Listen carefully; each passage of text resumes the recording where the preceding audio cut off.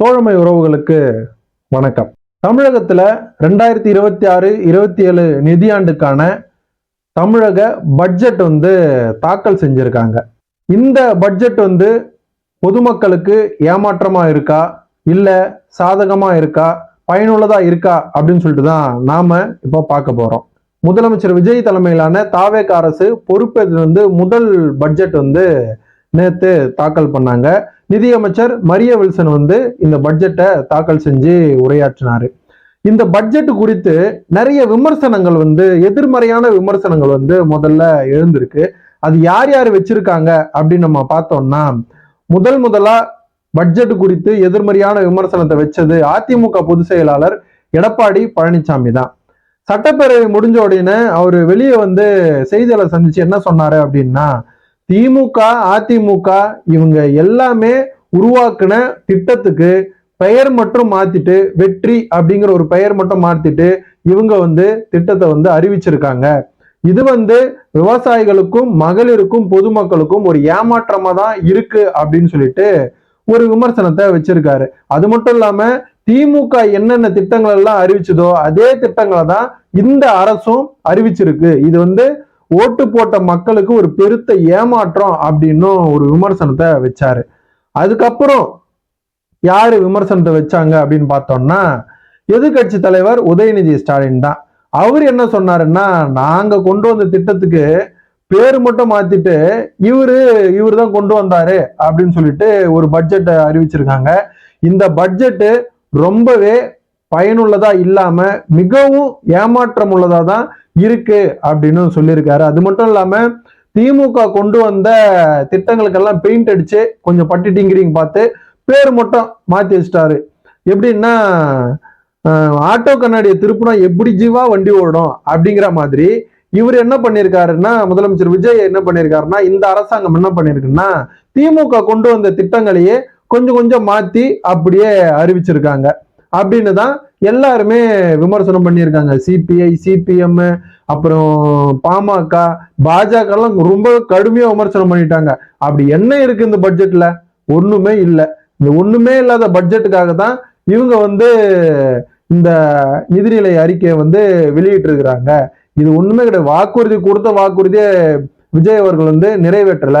முதலமைச்சரா பதவியேற்ற உடனே மகளிருக்கு 2500 ரூபாய் மகளிர் உதவித்தொகை இது தர்றதுக்கு நான் கையெழுத்து போடுவோம் அப்படின்னு சொன்னாரு. ஆனா அதை பத்தின ஒரு விஷயம் கூட இந்த பட்ஜெட்ல இல்ல. இது மகளிருக்கு பெருத்த ஏமாற்றம். அதே போல 200 யூனிட் ஃப்ரீ அப்படின்னு விஜய் சொன்னாரு. ஆனா இங்க 200 யூனிட்டை தவிர எல்லா மக்களுக்கும் எல்லா ஜனங்களுக்கும் கரண்ட் பில்லு அதிகரிச்சிருக்கு. போன மாசத்தை விட இந்த மாசம் ரொம்பவே அதிகரிச்சிருக்கு அப்படின்னு தான் நிறைய மக்கள் குற்றச்சாட்டு வைக்கிறாங்க அப்படின்னு சொல்லிட்டு பாஜக மாநில தலைவர் நயினார் நாகேந்திரன் ஒரு கடும் விமர்சனத்தை வச்சிருக்காரு. இந்த பட்ஜெட் யாருக்கு பயனுள்ளதா இருக்கு அப்படின்னு நம்ம பார்த்தோம்னா, பள்ளிகள்ல படிக்கக்கூடிய மாணவர்களுக்கு நிறைய திட்டங்களை முதலமைச்சர் விஜய் தலைமையிலான இந்த அரசு கொண்டு வந்திருக்கு அப்படின்னு சொல்லிட்டு மக்களே நிறைய பேர் வரவேற்று பேசியிருக்காங்க. பள்ளியில கழிப்பறை வசதி இதெல்லாம் சுத்தபத்தமா இருந்தாதான் எல்லா தரப்பு மக்களும் தங்களோட குழந்தைகளை பள்ளிக்கு படிக்க அனுப்புவாங்க அப்படின்னு சொல்லிட்டு கல்லூரி இந்த கழிப்பறை சுத்த வசதிகள்லாம் ஒரு மானியத்தை அறிவிச்சிருக்காங்க. அதே போல மடிக்கணினி திட்டத்தையும் அறிவிச்சிருக்காங்க. அது ஏற்கனவே இருந்துச்சு, அதை பேர் மாத்தி மட்டும் அறிவிச்சிருக்காரு. ஆனா இதுல ஒரு ஸ்பெஷலா ஒண்ணு இருக்கு. அது என்னன்னா, ஸ்மார்ட் சைக்கிள். இந்த ஸ்மார்ட் சைக்கிளோட ஹெல்மெட்டு வாட்டர் பாட்டில் வைக்கிற மாதிரி ஒரு சைக்கிளை நாங்க கொடுப்போம் அப்படிங்கிற ஒரு திட்டத்தையும் அறிவிச்சிருக்காங்க. இது மாணவர்களுக்கு ரொம்பவே பயனுள்ளதா இருக்கும். உயிர் காக்கும் ஒரு கருவியான ஹெல்மெட்டோட ஒரு வாட்டர் பாட்டிலும் கொண்டு வரணும், ஒரு வாட்டர் பாட்டிலும் இருக்கிற மாதிரி ஒரு சைக்கிளை வடிவமைக்கணும், ஒரு ஸ்மார்ட் சைக்கிள் அப்படின்னு சொல்லிட்டு விஜய் அவர்கள் கொண்டு வந்தது பெரும் வரவேற்பை பெற்றிருக்கு. ஏற்கனவே சைக்கிள் திட்டம் இருக்கு. ஆனா அந்த சைக்கிள் எந்த மாதிரியான கொடுத்தாங்க, எப்படி கொடுத்தாங்க அப்படின்னு ஒண்ணு இருக்கு இல்லையா? அதெல்லாம் கொஞ்சம் டிஃப்ரெண்டா ஒரு ஸ்மார்ட் சைக்கிள் அப்படின்னு கொண்டு வந்திருக்காரு. அது மட்டும் இல்லாம நாட்டுப்புற கலைஞர்களுக்கு ஒரு 23 கோடி ரூபாய் ஒதுக்கி இருக்காரு. செம்மறி ஆடு வளர்க்கறதுக்கு இவ்வளவு காசு, அதுக்கப்புறம் 100 நாள் திட்டத்தை 125 நாள் திட்டத்தை 150 நாளா நாங்க மாத்த போறோம் அப்படிங்கிற இப்படி நிறைய சொல்லியிருக்காரு. இது இது எல்லாத்தையும் தவிர்த்துட்டு இந்த அண்ணன் சீர்திட்டம், இந்த அண்ணன் தாய்மாமன் திட்டம், அண்ணன் சீர்வரிசை, இதையெல்லாம் எதுக்கு? இதெல்லாம் தேவையில்லாது. 1 சவரனோ 1 கிராமோ இந்த மோதிரம் போடுற செலவுக்கு வேற ஏதாவது திட்டங்களுக்கு வந்து நம்ம செலவு பண்ணலாம் அப்படிங்கிற ஒரு விஷயம்தான் எல்லார் மத்தியிலையும் பேசப்பட்டு வருது. நம்ம காசு இவ்வளவு செலவு பண்றதுக்கு எதுக்கு நம்ம வந்து ஒரு ஆக்கப்பூர்வமான விஷயத்துக்கு நம்ம செலவு பண்ணலாமே. இந்த பட்ஜெட்ல அப்படி ஆக்கப்பூர்வமா ஒரு சிலது இருந்தாலும் அனாவசிய செலவுகளாக நிறைய பார்க்க வேண்டியதா இருக்குன்னு பொதுமக்கள் மத்தியிலையும் பொருளாதார நிபுணர்களும் சொல்லிக்கிட்டு வராங்க. அது மட்டும் இல்லாம சமூக நீதித்துறைக்கு கூடுதலா நிதியும் ஒதுக்கியிருக்காங்க. இது ரொம்ப வரவேற்கத்தக்கது. இது விடுதலை சிறுத்தைகள் தலைவர் திருமாவளவன் அவர்களே இதை வந்து வரவேற்று பேசியிருக்காரு. இது வந்து ரொம்ப வரவேற்கத்தக்கது. நாங்க வந்து எதிர்பார்க்கல, ஆனா இவரு அறிவிச்சிருக்காரு முதலமைச்சர் வந்து ரொம்ப நன்றி அப்படின்னும் சொல்லியிருக்காரு.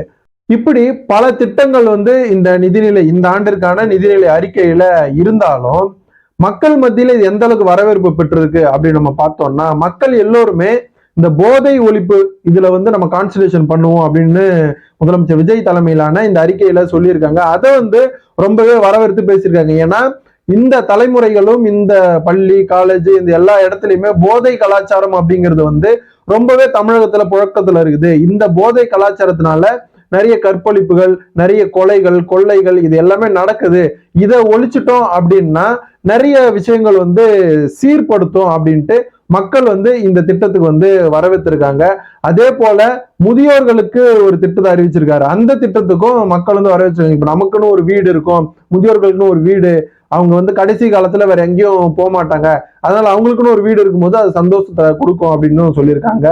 ஸ்கூல்ஸ் எஜுகேஷன் சம்பந்தமா நிறைய திட்டங்கள் அறிவிச்சதுனால அது சம்பந்தமா நிறைய பேர் வந்து வரவேற்று பேசுறாங்க. பொது நூலகத்துக்கெல்லாம் முதலமைச்சர் விஜய் தலைமையிலான இந்த அரசு வந்து நூலகத்துக்கு வந்து ரொம்பவே ஒரு இம்பார்ட்டன்ட் கொடுத்திருக்கிறது வந்து பொதுமக்கள் மத்தியில ஒரு வரவேற்பை பெற்றிருக்கு. இப்படி பொதுமக்கள் மத்தியில வரவேற்பு பெற்ற இந்த பட்ஜெட் வந்து திமுக காரங்க என்ன சொல்றாங்கன்னா, இதை நாங்க கொடுத்த பட்ஜெட்டை வந்து நீங்க வந்து ரொம்பவே பெயிண்ட் அடிச்சு சுத்தமொத்தமா பெயிண்ட் அடிச்சு பேர் மட்டும் மாத்தி கொடுத்துட்டீங்க அப்படின்னு சொல்றாங்க. 2021-22க்கான நிதிநிலை ஆண்டுல திமுக அரசு தலைமையிலான நிதி அறிக்கையில வந்து மொத்தமே ஒரு 36 கோடி தான் வந்து மொத்தமா சேர்த்து 36 கோடி தான் நிதியை வந்து ஒதுக்கிட்டு இருந்தாங்க எல்லா இதுக்கும் சேர்த்து. ஆனா விஜய் தலைமையிலான அரசு வந்து ஒரு 3 மாசம் கூட ஆகல. இந்த 3 மாசத்துல 2026-27க்கான ஒரு நிதி ஆண்டுல நிதி அறிக்கையை வெளியிடுறாங்க. இந்த அறிக்கை மொத்தமே 42,000 கோடி வந்து இது பண்ணிருக்காங்க, எஸ்டிமேட் போட்டிருக்காங்க. இது போன அந்த திமுக ஆட்சியில முதல்ல கொண்டு வந்த அந்த 2021-22 நிதிநிலை அறிக்கையை விட இது வந்து கொஞ்சம் கூடுதலாவே இருக்கு அப்படின்னும் பொருளாதார நிபுணர்கள் வந்து சொல்றாங்க. இந்த பட்ஜெட் யாருக்கு சாதகமா இருக்கோ இல்லையோ இவங்களுக்கு திமுக காரங்களுக்கு வந்து ரொம்பவே பாதகமா இருக்கு. என்ன இது விஜய் அவர்கள் வந்து இதெல்லாம் பண்ணுவாரு அப்படின்னு பார்த்தா எதுவுமே பண்ணலையே. நமக்கு விஜய் வந்து ஸ்மார்ட்டா வந்து கேம் ஆட்டாரு, எப்படி இதெல்லாம் ஆடலாம் அப்படின்ற மாதிரி அவங்க வந்து கடும் விமர்சனத்தையும் ஒரு வன்மத்தையும் ஒரு காழ்ப்புணர்ச்சியும் தான் பேசிட்டு வராங்க அப்படின்னு அரசியல் விமர்சகர்களும் பொதுமக்களுமே சொல்றாங்க.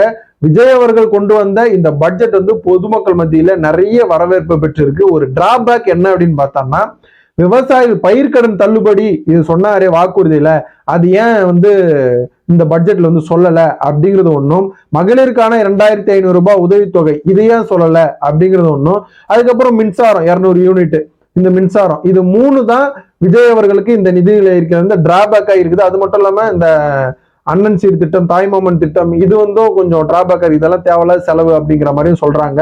விஜய் அவர்களுடைய பட்ஜெட் பொதுமக்கள் மத்தியில ஏமாற்றமா இருக்கா இல்ல பாராட்டக்கூடியதா இருக்கா அப்படிங்கிறது உங்களோட கருத்துக்களை கமெண்ட் பாக்ஸ்ல கமெண்ட் பண்ணுங்க. நன்றி, வணக்கம்.